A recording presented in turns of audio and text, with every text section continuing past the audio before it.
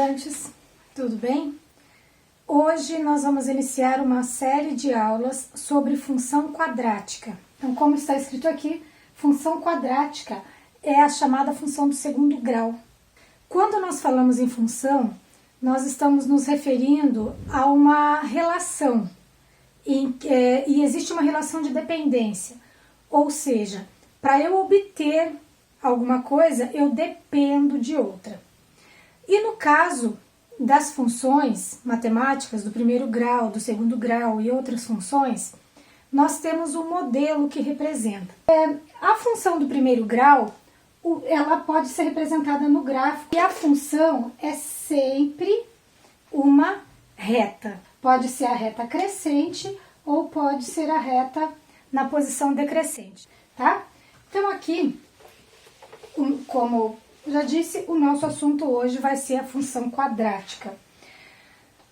Vocês estudaram no nono ano, quem já está no primeiro ano, né, já estudou no nono ano, a equação do segundo grau.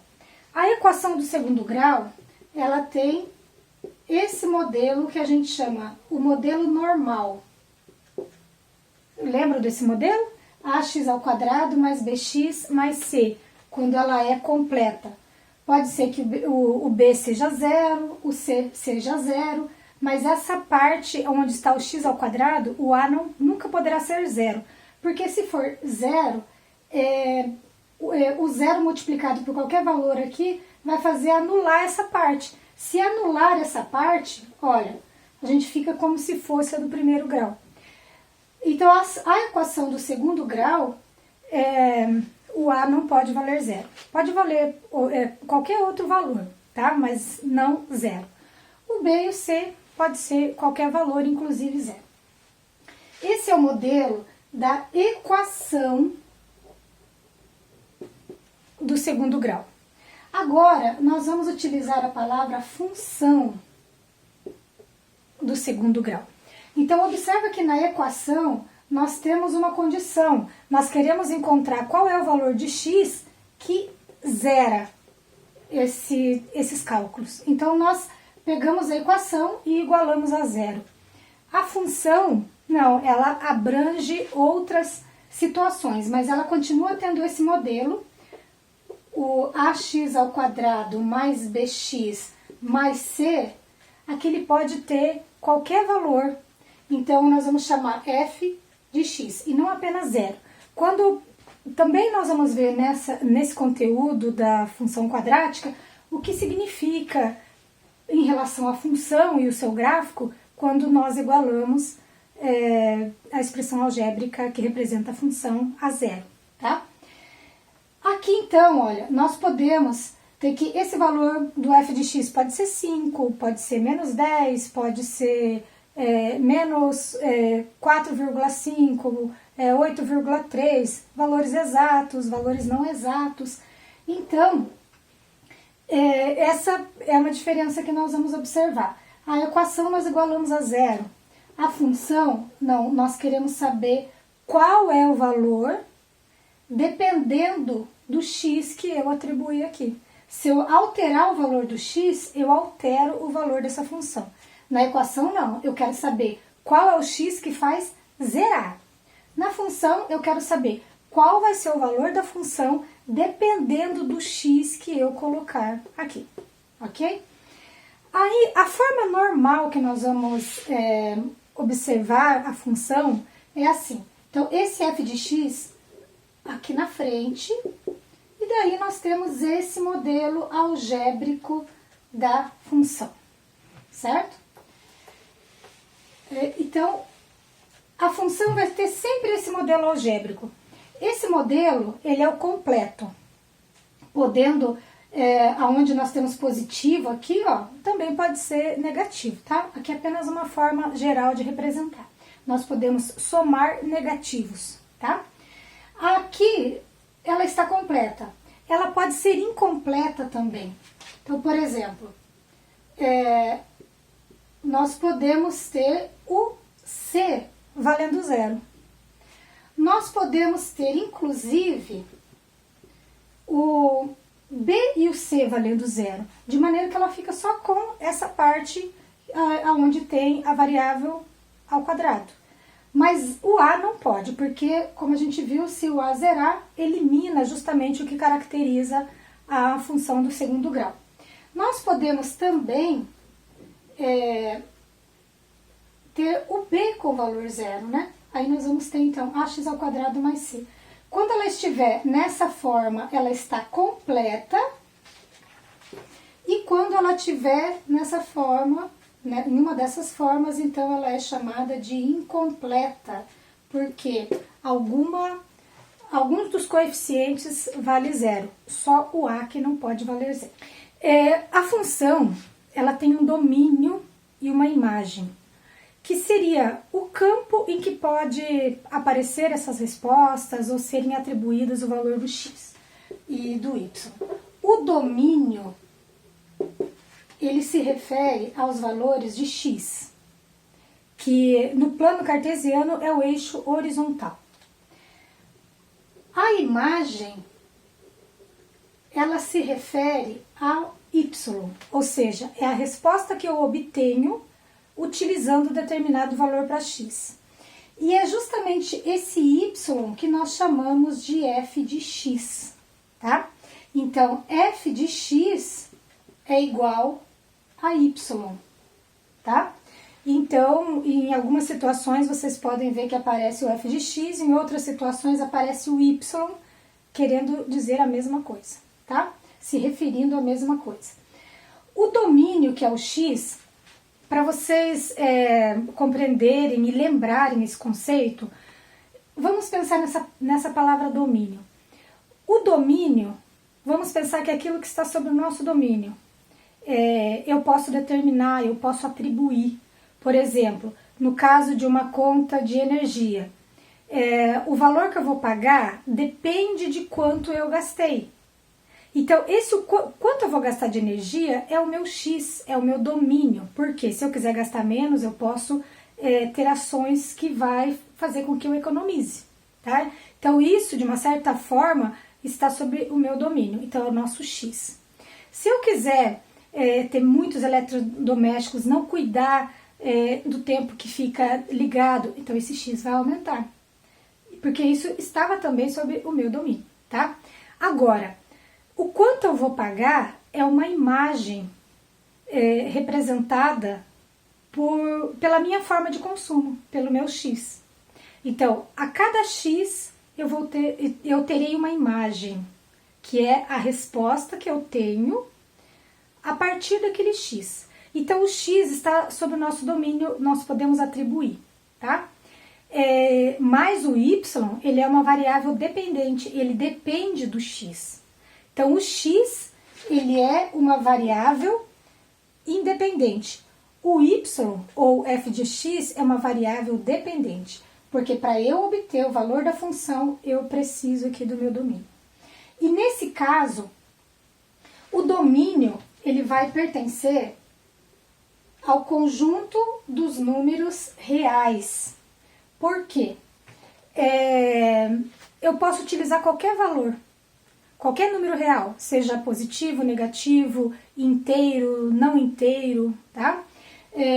Qualquer número. E a imagem também. Eu posso obter como imagem números de todos os tipos. Inteiros, não inteiros, positivos, negativos, tá? Então, o domínio pertence ao conjunto dos números reais e a imagem também pertence ao conjunto dos números reais. A matemática, gente, ela tem muitas informações. Então, aqui eu falei conjunto dos números reais. É importante também revisar quais são os conjuntos numéricos na matemática. Nós teremos uma representação geométrica da função do segundo grau, pelo plano cartesiano. Então, é uma representação gráfica. Essa representação gráfica, vamos fazer aqui os eixos cartesianos. O eixo horizontal é o x, para a direita positivo, para a direita negativo. Onde cruza os eixos é o zero, que a gente chama de origem, né? E aqui nós temos o eixo y na vertical. Toda função do segundo grau vai ter como representação gráfica uma parábola, tá? Essa parábola, ela pode ser crescente ou ela pode ser decrescente. Se ela for crescente, ela vai ser virada para cima, certo? Observa que aqui, olha, essa parábola tocou em um ponto no eixo Y, tocou em 2 pontos no eixo X. Tudo isso nós vamos ver com mais detalhes. Agora, nessa primeira aula, vou fazer algumas observações gerais das características da função. Nós podemos ter também a parábola que vai tocar em apenas um ponto, crescente também, mas que ela toca apenas em um ponto no eixo X, e aqui também um ponto no eixo Y.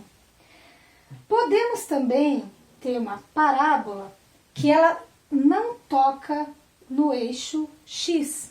Ó, ela tocou em um ponto no eixo Y, mas não tocou no eixo X. Agora, vocês vão começar a entender melhor algumas respostas relacionadas à equação do segundo grau que vocês faziam no 9º ano.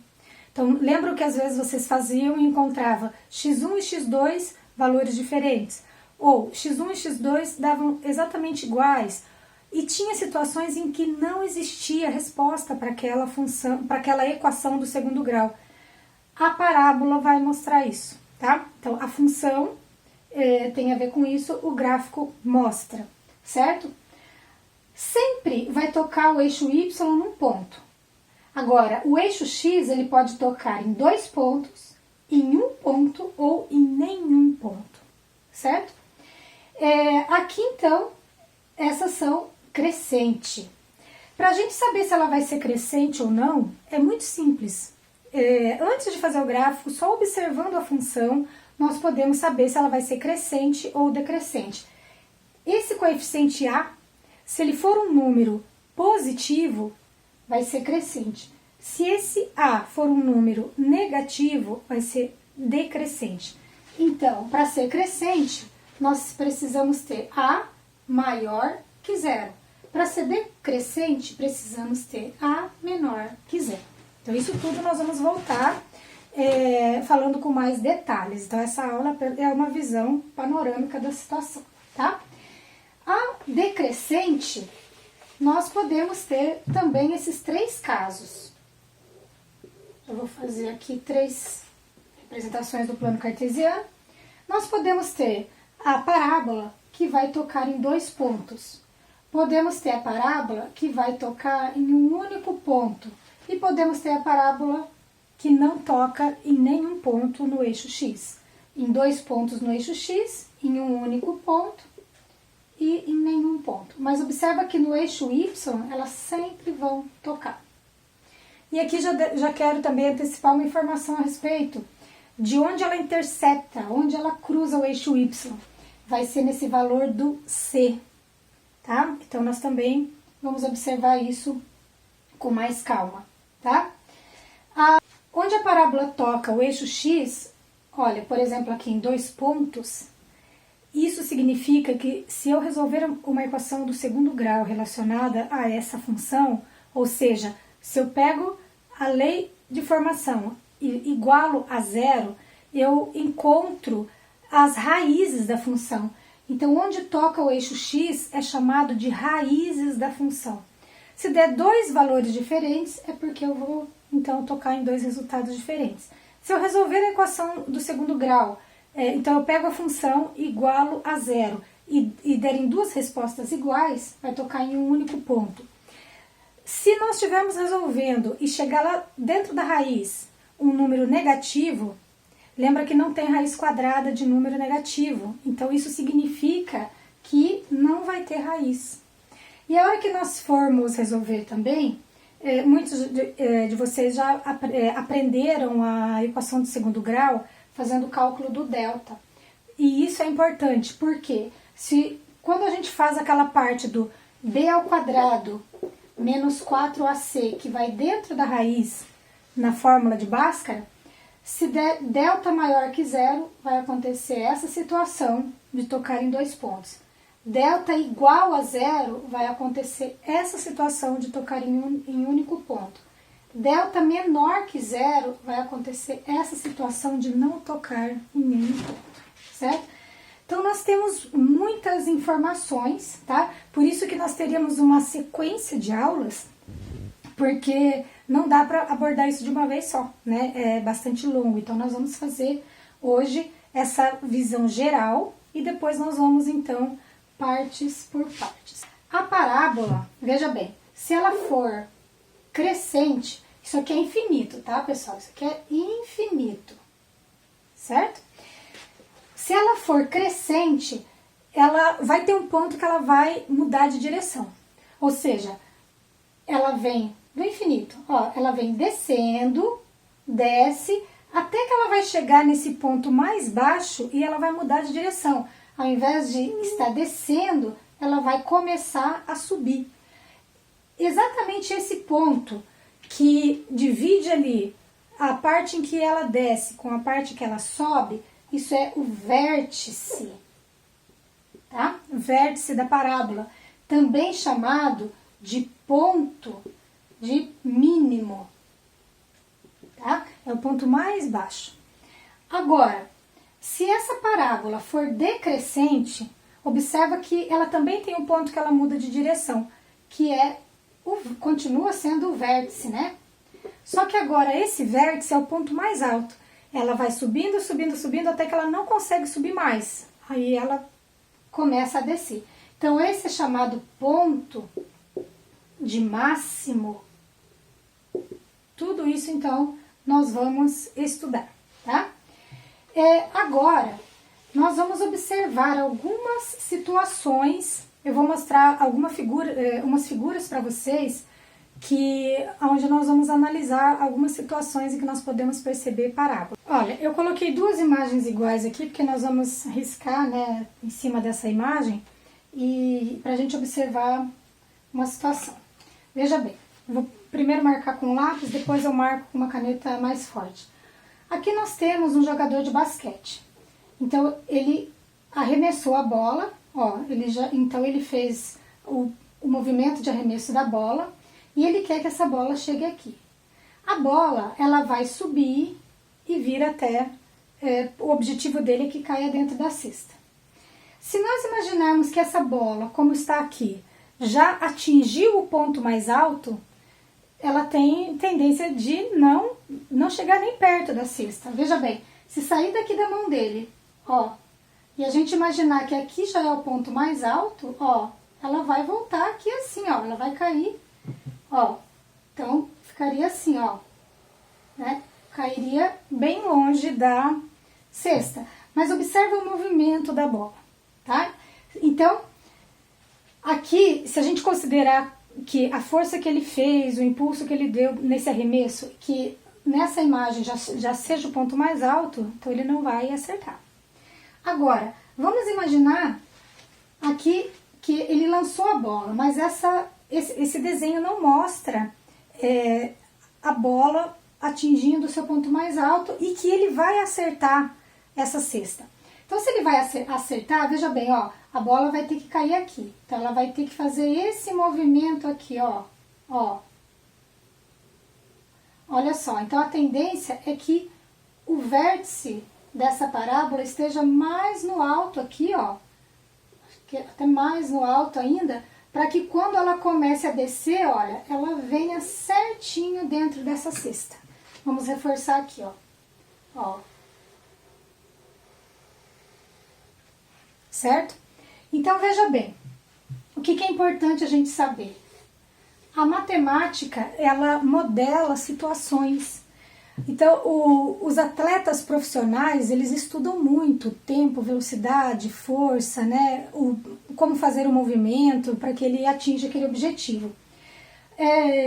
Então, tudo isso pode ser estudado. Então, se esse jogador, de onde ele está na quadra, se ele tem a noção de qual é a distância que ele está da cesta, ele vai praticando, treinando para que ele consiga entender como que ele tem que fazer esse arremesso da bola para que faça esse tipo de movimento e caia dentro da cesta.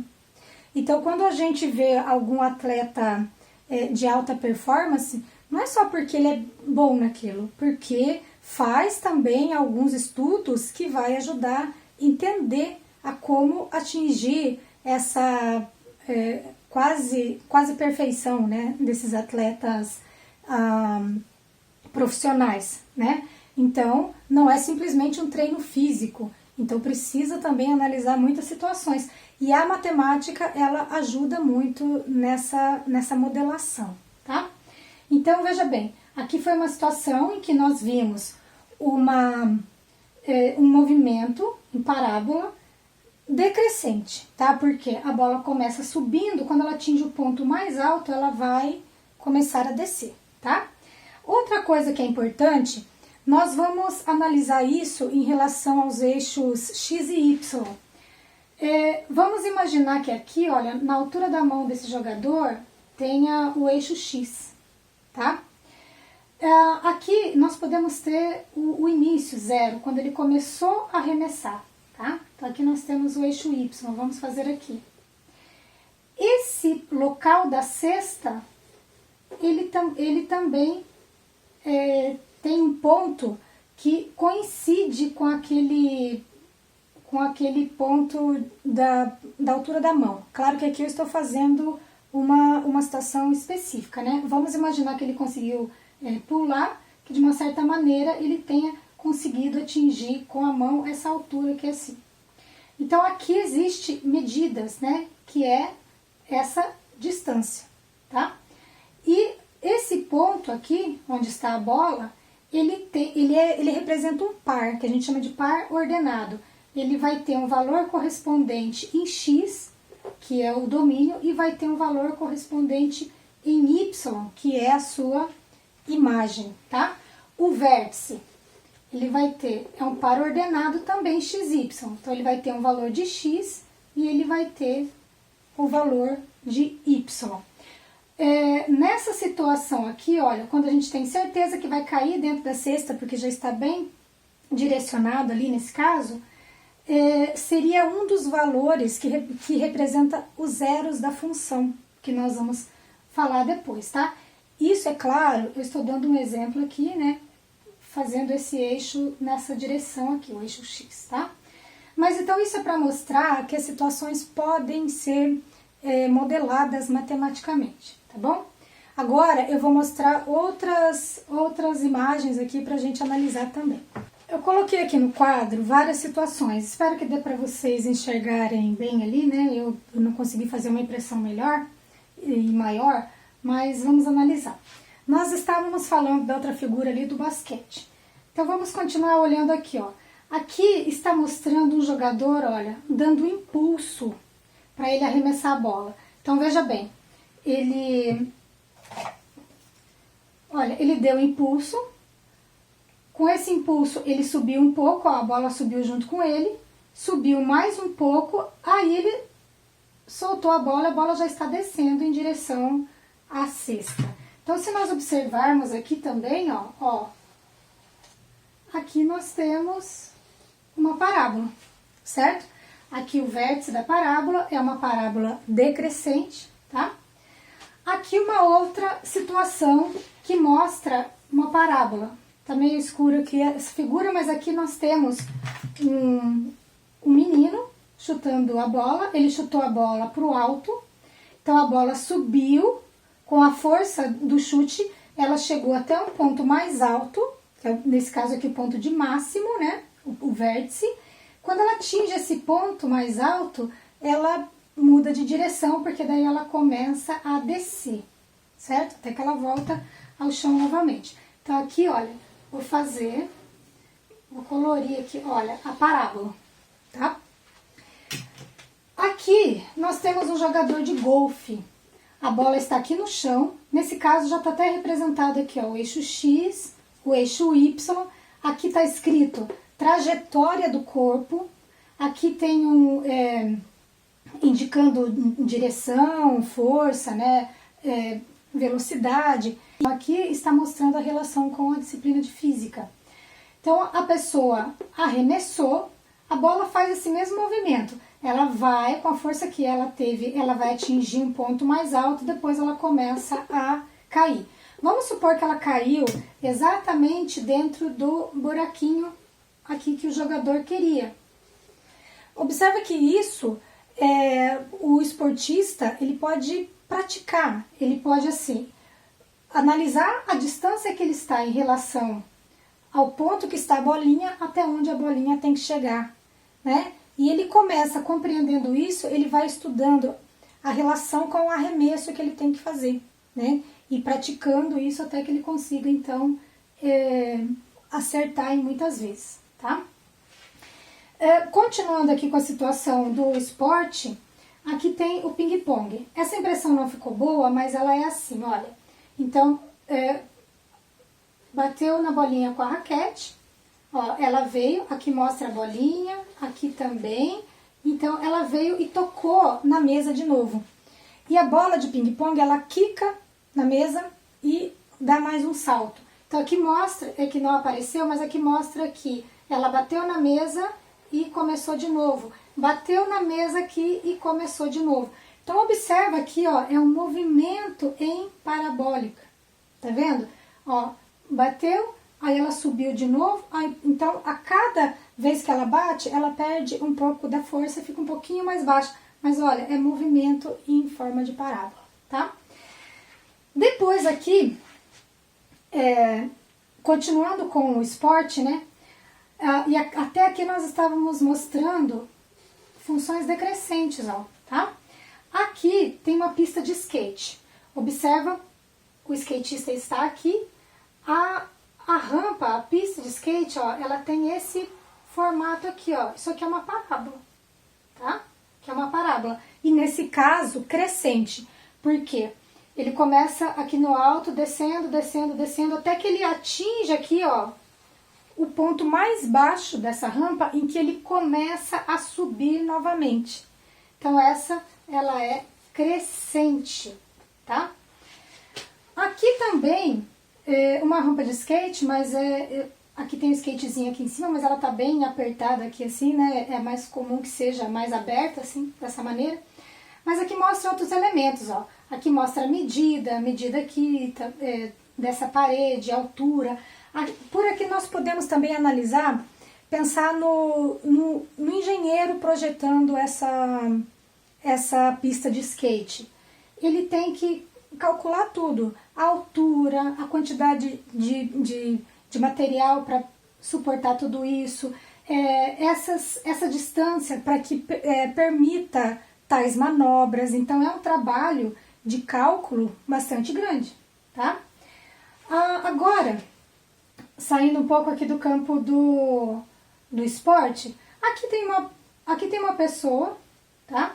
Ele arremessou uma bola por cima desse arco aqui, né? Que pode ser, por exemplo, um monumento de entrada numa cidade, digamos assim, né? Esse arco. E observa aqui, olha, a parábola. Tanto aqui, quanto também, ó, do outro lado, né? Então ele lançou a bola, foi lá por cima, vou mudar a cor, ó, também a própria construção já tem esse formato em parábola e o movimento que ele fez com a bola também, tá? E aqui, ficou bem ruim essa imagem, mas aqui é uma imagem de uma ponte, a sua estrutura e tal, né? Então olha esse formato aqui também, ó, olha, aí aqui ela... Também dá pra gente pensar numa montanha-russa, né? Então, veja bem, nós temos inúmeras situações que podem ser modeladas pela matemática, baseadas numa função de segundo grau devido à sua forma ali, certo? Então, pessoal, nessa aula de hoje nós abordamos a função do segundo grau, ó, função do segundo grau ou função quadrática. Ela tem esse modelo algébrico, certo? Ela pode ser crescente ou decrescente. A representação gráfica é uma parábola, sempre será uma parábola. E nas aulas seguintes nós vamos fazer estudos específicos de cada parte da função quadrática, tá? Então, um abraço para vocês, até a próxima aula.